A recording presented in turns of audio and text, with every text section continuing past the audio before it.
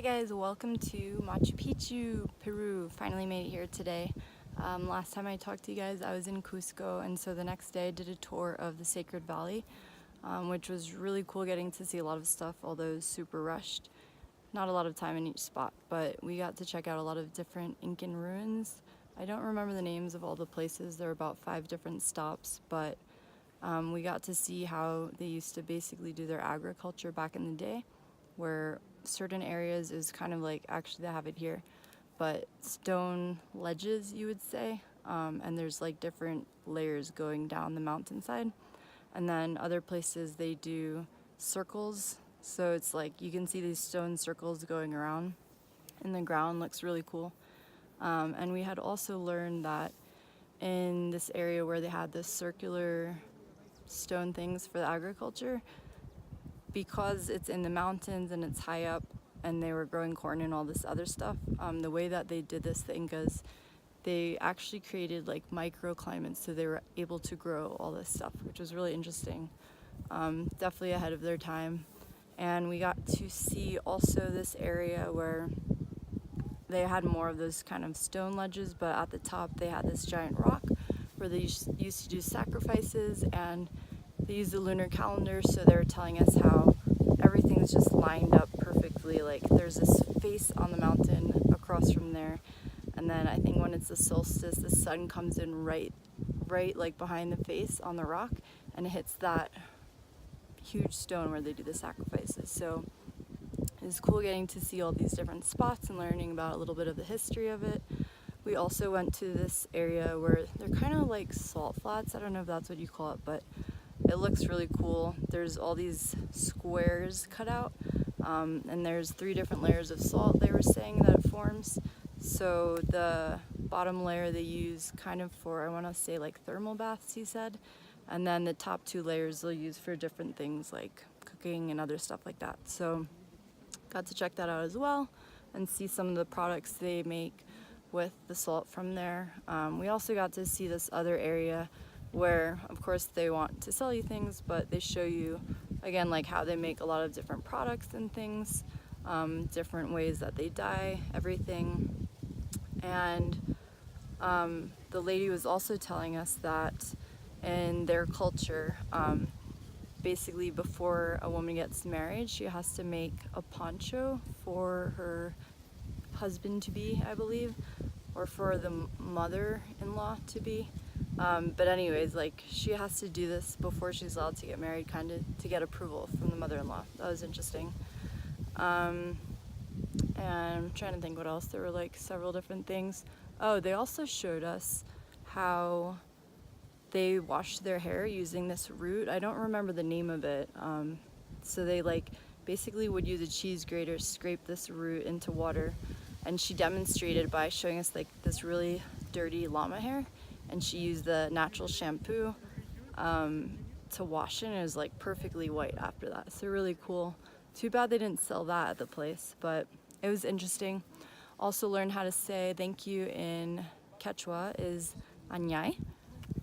So yeah, that was the next day after leaving Cusco, doing a tour of the Sacred Valley, checking out all the spots, and then the following day I started the hike to Machu Picchu, which today is the 5th day.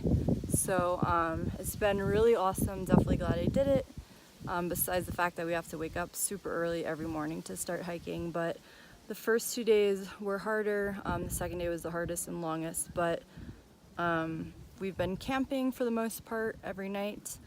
And the first night, or the first day where we got in, after we got in, we did this hike from there to this lake. It's like a snowy mountain and this super blue, beautiful lake right there.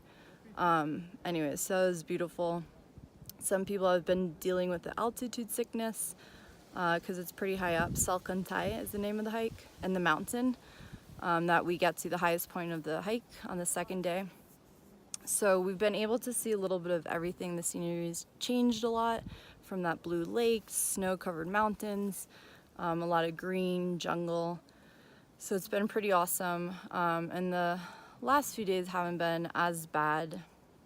The 3rd day, I think it was, we stayed in Santa Teresa, And they have thermal springs there that we went to, so that was also really nice to get to check out and hang out there. And the morning after was basically the latest start we got, which was like 7 something. So that evening, anyways, is like a really fun night in the end. Definitely didn't know it was gonna turn out the way it did, but we had a bonfire going at the campsite we stayed at. We're playing music, and our guide gave us like pisco to try, and anyways, we all got drinks and everything. And then afterwards we went out into the little town and went to this bar, and anyways, we're hanging out and had drinks there and dancing. It was a lot of fun. So that was really cool, totally unexpected. Didn't think that was gonna happen at all, like during a 5-day trek. And then, yeah, so the next day was pretty short. And then the last day we've been here hiking to Machu Picchu. Yesterday we got into Aguascalientes, which is the main town close by. It's actually a really cute town. It's super touristy, but we were thinking it would just be like all the other little villages we passed along the way. And it's really nice. They have a lot of stuff there and restaurants, and it's definitely built up for tourism. So we stayed there last night, and then today did the hike itself from Aguascalientes to Machu Picchu. It wasn't a super long hike, but this last portion's like all stairs, so it was definitely a good workout. But now we've been walking around the sites. I'm gonna head back soon actually to do the last hike until we basically go back and take the bus from there back to Cusco. So you can see the sites behind me. We learned it took about 100 years for them to build this. Also other things they've showed us at these different Incan ruin sites is where they have the food storage, and they would be in places like high up on the mountain because it'd be cooler there. You can also see the crop ledges and things I was talking about here as well. What else? Yeah, the weather's been on and off a lot. It's been raining a bunch. Glad I got a poncho in time for this hike. But now you can see it's really nice and sunny out. So we've gotten a little bit of everything from super cold to hot, rain, everything. And yeah, just been learning a little bit more about the ruins and everything. They said it's actually like sinking, so I think it's gonna get more and more strict over the years. I think they said next year you're only gonna be allowed to stay here for like 3 hours at a time, whereas now you can stay the whole day if you want. Anyways, so yeah, interesting stuff. Let me show you guys the view because I need to head out soon. Pretty amazing, huh? We also just did, once we got in here and after doing a little tour, a hike up to the Sun Gate, which is where if you were doing the Inca Trail, that's kind of like where you would enter and see an awesome view from above of Machu Picchu. It was cloudy at the time, so it wasn't like a great view, but did that, and then also just did this other little hike to the Inca Bridge. So yeah, it's been awesome checking out the sites, and I'm gonna go to Cusco after this, hopefully sleep in tomorrow as the plan. Today's actually St. Patty's Day, so I don't know what's gonna happen with that, but I don't think any big celebration considering the other night we went out pretty hard, but we'll see what happens. And I think in another day I'm gonna head to Puno, which is the last stop in Peru. So I will talk to you guys soon from there. Bye.